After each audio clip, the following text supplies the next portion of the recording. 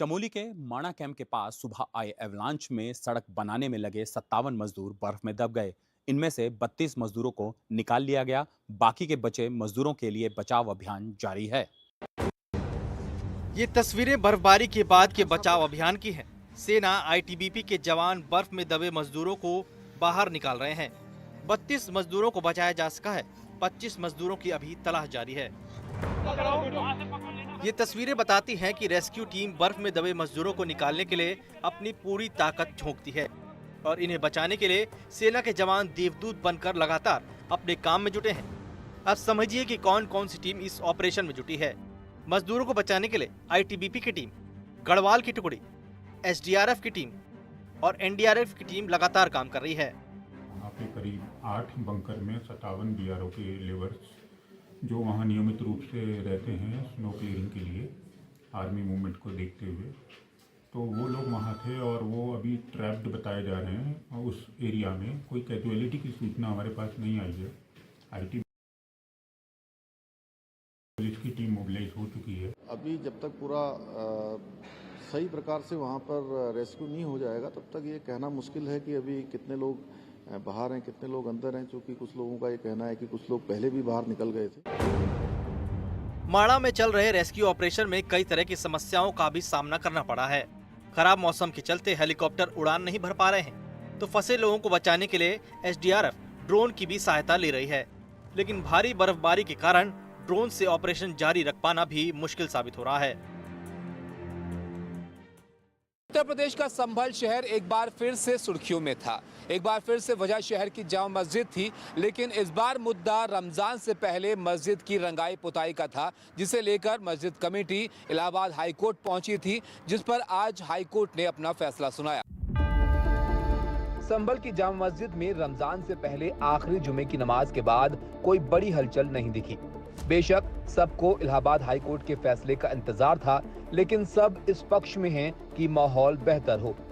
दुआ शांति की मांगी है, खैर और आफियत की दुआ मांगी है, शांति बनी रहे। नमाज तो शांति का पैगाम। शुक्रवार को इलाहाबाद हाई कोर्ट ने जामा मस्जिद से जुड़ी याचिका पर सुनवाई की। मस्जिद कमेटी को कुछ राहत मिली है, लेकिन रंगाई पुताई की अनुमति फिलहाल नहीं दी गई। कोर्ट ने मस्जिद परिसर में सिर्फ सफाई करने की इजाजत दी है। दरअसल जामा मस्जिद की कमेटी ने कोर्ट में याचिका दायर की थी, जिसमें मस्जिद के परिसर में सुधार कार्य की अनुमति मांगी गई थी, जिस पर एएसआई की रिपोर्ट में ये बताया गया कि फिलहाल मस्जिद में रंगाई पुताई की कोई जरूरत नहीं है। कोर्ट ने आज एएसआई की ज्वाइंट इंस्पेक्शन रिपोर्ट पर फैसला सुनाया और मस्जिद कमेटी को केवल सफाई करने की अनुमति दी। संभल में बीते साल नवंबर में हुए दंगों की याद अब भी बाकी है। उसके बाद भी इस शहर में काफी कुछ हुआ, जिसकी कड़वाहट कहीं न कहीं बची हुई है।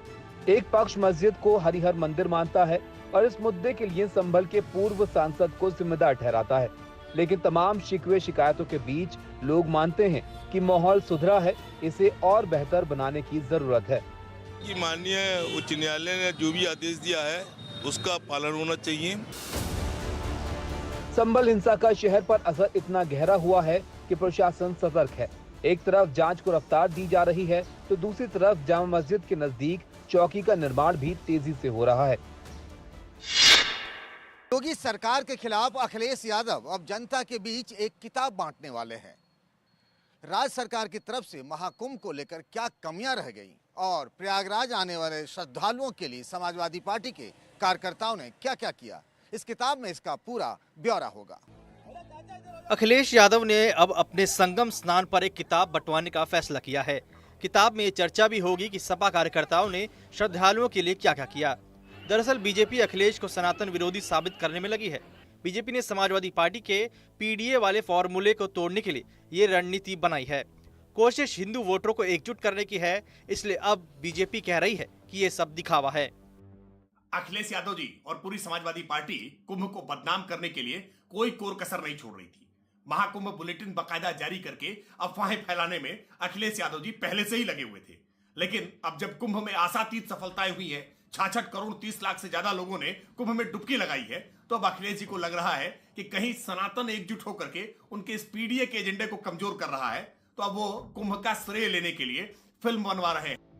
लखनऊ में अखिलेश यादव ने अपने कुछ करीबी नेताओं संग मीटिंग की। उसी बैठक में किताब छपवाने से लेकर और फिल्म बनाने का फैसला हुआ। अखिलेश यादव महाकुंभ में भगदड़ से लेकर अव्यवस्था पर सवाल उठाते रहे हैं। बीजेपी ने इसे सनातन का अपमान बता दिया। समाजवादी पार्टी ने हिंदू बनाम मुसलमान माहौल बनने से रोकने के लिए पूरी ताकत झोंक दी है। प्रयागराज में लगा महाकुंभ का मेला उजड़ने लगा है। सवा महीने के मेले में दुनिया भर के श्रद्धालु करोड़ों की संख्या में पहुंचे। ये मेला समाप्त होने के बाद अब इसकी चमक फीकी पड़ गई है। यही त्रिवेणी थी, यही तंबुओं की कतार थी, संतों का जमावड़ा था, श्रद्धालुओं का रेला था, लेकिन अब कुछ नहीं बचा। 45 दिन में 66 करोड़ से अधिक लोग आए और लौट गए। जीवन का संगम अब अकेला उदास सा है। महाकुंभ के दौरान जो मेले की रौनक थी अब उसके समापन के बाद गायब होती नजर आ रही है। आप तस्वीरों में देख सकते हैं कि जो मेले में रौनक दिखती थी, करीब 45 दिन तक यहाँ पर श्रद्धालुओं का जन सैलाब रहता था और लगातार यहाँ पर आपको जो लोग हैं वो नजर आ रहे थे। सामने अगर आप देखें तो ये संगम द्वार है और इसी संगम द्वार से करीब 45 दिन तक यहाँ पर श्रद्धालुओं का जन सैलाब उमड़ता था। पैदल चलने तक की जगह नहीं थी। हर तरफ आपको श्रद्धालु दिखते थे। केसरिया रंग में आपको साधु संत दिखते थे, पुलिस के जवान मुस्तैद दिखते थे, लेकिन वो तस्वीरें अब आपको गायब से दिखेंगी। लोग आ रहे हैं लेकिन जो वो सैलाब था लोगों का अब वो आपको नजर नहीं आता दिखेगा। वे 45 दिन जैसे जादू भरे दिन थे। लोग खींचे चले आ रहे थे। वे नदी में उतरते थे, नदी उनमें उतरती थी। जैसे सारा संसार इसी त्रिवेणी संगम में समा गया हो। प्रयागराज अपनी सारी शक्ति से सबके स्वागत में लगा रहा। अब वो रौनक फिर 12 बरस बाद लौटेगी। क्या बिहार में नीतीश कुमार के मंत्रिमंडल विस्तार में बीजेपी ने जानते बूझते हुए भी हत्या के मामले के आरोपी राजू सिंह को मंत्री बनाया? राष्ट्रीय जनता दल का तो ये आरोप है। हालांकि राजू सिंह का कहना है कि आरोप तो लगते रहते हैं। नीतीश सरकार के नए मंत्री राजू सिंह को पर्यटन मंत्रालय मिला है, लेकिन आरजेडी उनके दागी अतीत की याद दिला रही है। पार्टी का कहना है कि उनके खिलाफ हत्या सहित कई गंभीर आरोप है। या क्या बता रहे, ऐसे ऐसे विधायक को मंत्री बनाया जा रहा है जिसपे कई अपराध की गंभीर गंभीर घटनाएं हैं, उसको बना रहे हैं। एक सवाल करने की स्थिति में मुख्यमंत्री जी अब नहीं रहे। हालांकि बीजेपी के वरिष्ठ नेताओं का कहना है कि उन्हें राजू सिंह के खिलाफ लंबित मामले के बारे में जानकारी है। दबंग की परिभाषा क्या होती है मुझे पता नहीं। अगर गुंडों, क्रिमिनल, चोरों के खिलाफ में अगर बोलना दबंगियत है तो मैं बोलता रहा और मैं बोलता रहूँगा। और कभी भी मेरे ऊपर इस तरह का कहीं भी कोई दबंगियत करने का क्या आपके सामने कोई न्यूज आया है उस तरह? हत्या के मामले में जांच 5 वर्षों से लंबित है। अब तक पुलिस ने उसके खिलाफ चार्जशीट नहीं दायर की है। निश्चित रूप से इसमें सदन में बातें होंगी, चर्चाएं होंगी। लोग विपक्ष अगर आराम से चाहे तो बैठ कर आप पर भी हमलावर है, वो लोग अभी प्रदर्शन कर रहे थे कि आप पर कई सारे मुकदमे हैं, कई तरह के। ये तो आप लोगों को भी पता होगा ना कौन से मुकदमे हैं। हमलावर जो हमलावर है वो खुद इसके। लेकिन विपक्ष मंत्री की सफाई के बावजूद इस मुद्दे पर विधानसभा में सरकार को घेरेगा।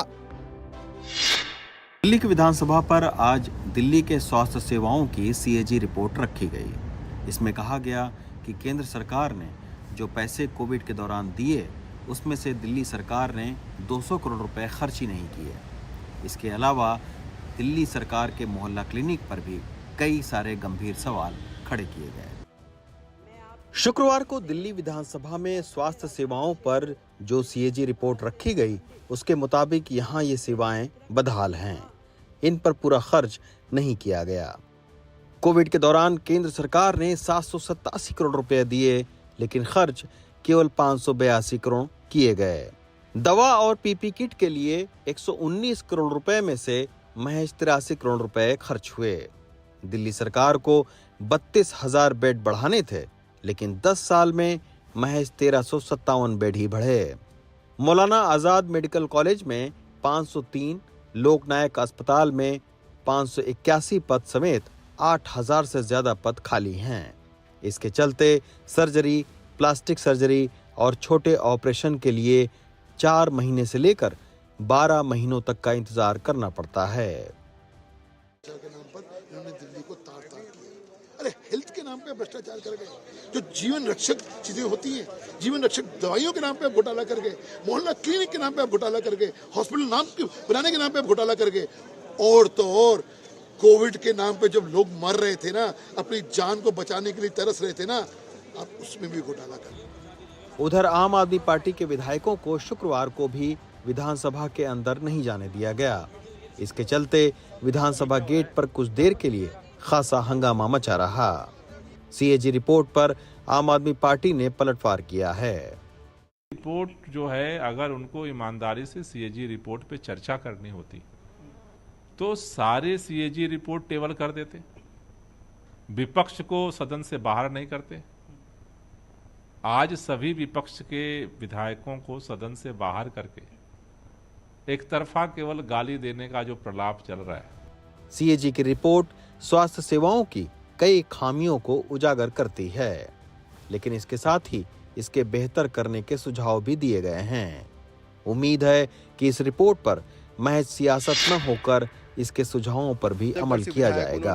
मुद्दा उठाया है कि नजफगढ़ का नाम बदलकर नाहरगढ़ रखा जाए। वहीं अब देखना होगा कि जिस तरीके से ये नजफ खान के नाम से इतना बड़ा मकबरा जब है दिल्ली के अंदर, तो क्या नजफगढ़ का नाम बदल पाएगा? जब मुगल नजफगढ़ का नाम नाहरगढ़ कर दिया जाए, ये मांग वहां से विधायक नीलम पहलवान की है। हमारे नजफगढ़ का नाम नाहरगढ़ बदल दिया जाए। सरकार इस प्रस्ताव को आगे बढ़ाने को तैयार है। नाम बिल्कुल बदलेंगे, मगर नाम के साथ में काम भी करेंगे। जबकि आम आदमी पार्टी इसे काम न करने की राजनीति बता रही है। मुझे लगता है कि मुस्तफाबाद विधानसभा को काम की जरूरत है और मुस्तफाबाद विधानसभा के अंदर जो वादा मोहन सिंह बिष्ट जी ने किया था उसको पूरा करने की जरूरत है। लेकिन दिल्ली के लोग ये जानना चाहते हैं कि ये नाम ही करते रहोगे या काम भी शुरू करोगे। काम कब शुरू करेगी सरकार, ये दिल्ली के लोग इस बात के लिए इंतजार कर रहे हैं। सवाल है, एक बार ये सिलसिला शुरू हुआ तो किन जगहों के नाम बदले जाएंगे?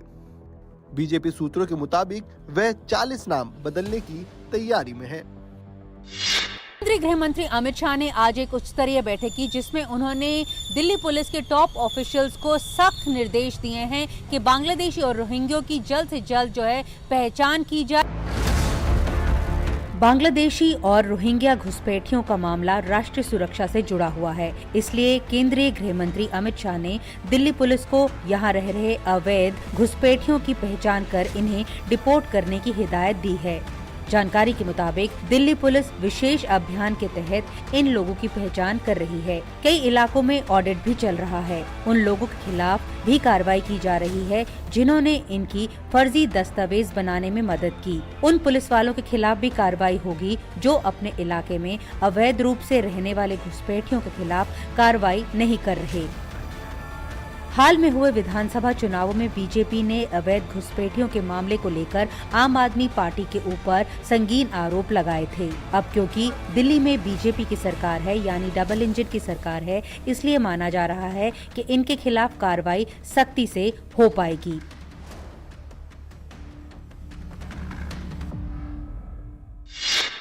नीलम शिंदे के परिवार को यूएस जाने के लिए वीजा मिल गया है।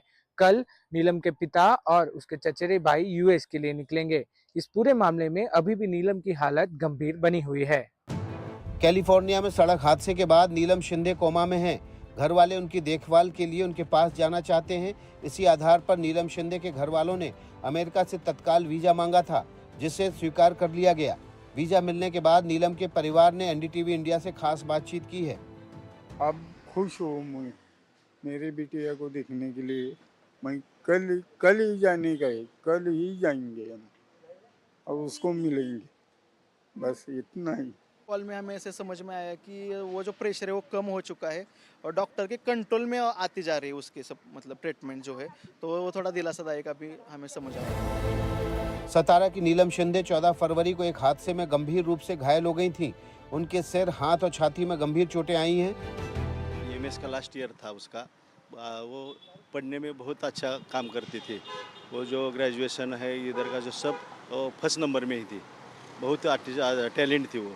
और उसका जो अपघात हो गया 14 तारीख को, हमें 16 तारीख को मैसेज आया, फिर बाद में हम ये प्रोसेस में लगे। हादसे के 48 घंटे बाद नीलम के घर वालों ने वीजा के लिए प्लान किया था, लेकिन उन्हें इंटरव्यू के लिए अगले साल की तारीख दी जा रही थी। एनडीटीवी इंडिया ने ये इश्यू जोर से उठाया था। इसके बाद भारत का विदेश मंत्रालय हरकत में आया और नीलम के घर वालों को वीजा दे दिया गया। हेल्दी फूड इडली में कैंसर की वजह बनने वाले तत्व पाए गए हैं। ऐसे में कर्नाटका सरकार के स्वास्थ्य विभाग ने इडली बनाने की प्रक्रिया में प्लास्टिक के इस्तेमाल पर रोक लगा दी है। ये इडली तैयार करने का साफ सुथरा तरीका है। स्टील के ट्रे पर सूती कपड़े के ऊपर इडली तैयार करने का आटा। लेकिन कर्नाटका के स्वास्थ्य विभाग की जांच के लिए इडली के 251 सैंपल्स में से 52 सैंपल्स में कैंसर की वजह बनने वाले तत्व कार्सिनोजेनिक पाए गए। उन इडली के सैंपल्स में जिनको तैयार करने में किसी न किसी तौर पर प्लास्टिक का इस्तेमाल हुआ था। अभी 1 और 2% स्ट्रीट वेंडर में उसको पानी नहीं मिलता है कपड़ा वॉश करने के लिए, बाद में वो लोग कर रहे हैं। उसके लिए सरकार जो बोल दिया वो प्लास्टिक यूज़ नहीं करना है करके एक ऑर्डर भेज दिया। ये हमारा होटल और दर्शनी के लिए नहीं है, ये छोटा छोटा स्ट्रीट वेंडर के लिए ये ऑर्डर बना दिया। प्लास्टिक यूज़ नहीं करना है इडली बनाने के लिए, वो बोल दिया। वो प्लास्टिक यूज़ नहीं कर दिया तो वो भी अच्छा रहता है। कपड़े पर इडली आटा रखा जा रहा है। इसी कपड़े की जगह प्लास्टिक के इस्तेमाल की बात कही जा रही है। कई जगहों पर बटर पेपर इस्तेमाल किए गए तो कई जगहों पर स्टील की प्लेट की जगह प्लास्टिक की प्लेट इस्तेमाल की जाती है, जो खतरनाक है। इडली के बाद तले हुए मटर में भी कैंसर कारक तत्व पाए गए, जो कि इनमें इस्तेमाल कृत्रिम रंग की वजह से आए हैं। पुणे रेप मामले का आरोपी बड़ी मशक्कत के बाद नाटकीय अंदाज में पकड़ा गया। इस आरोपी पर महिलाओं के खिलाफ अपराध के 5 मामले पहले से ही दर्ज हैं। पुणे पुलिस ने 72 घंटों के भीतर रेप के आरोपी को शिकंजे में ले लिया। 26 साल की महिला के साथ रेप का मामला तूल पकड़ा तो पुलिस एक्शन में आई। पुणे पुलिस ने 13 लोगों की टीम बनाई थी। आरोपी के भाई से, माता पिता से और कई दूसरे लोगों से पूछताछ की गई। पुलिस की टीम आरोपी के गाँव पहुँची, जहाँ आरोपी के गन्ने के खेत में छुपे होने की खबर मिली। कल रात 1:10 के आसपास Swargate rape bus terminal rape incident के आरोपी को गुनाट गांव से डिटेन किया गया था। हमें देरी ज़रूर हुई, लेकिन कल फाइनली आरोपी को अरेस्ट किया गया है। पुलिस ने ड्रोन की भी मदद ली। फिर डॉग स्क्वाड की मदद से 100 से ज्यादा पुलिसकर्मी खोजने लगे, लेकिन आरोपी वहां नहीं मिला। मगर रात 10 बजे आरोपी के गांव पहुंचने की खबर मिली। आरोपी रिश्तेदार से पानी की बोतल लेकर वापस चला गया। रिश्तेदारों ने पुलिस को खबर दे दी और इस तरह आरोपी पास के ही मैदान में तुरंत पकड़ा गया। इस साल की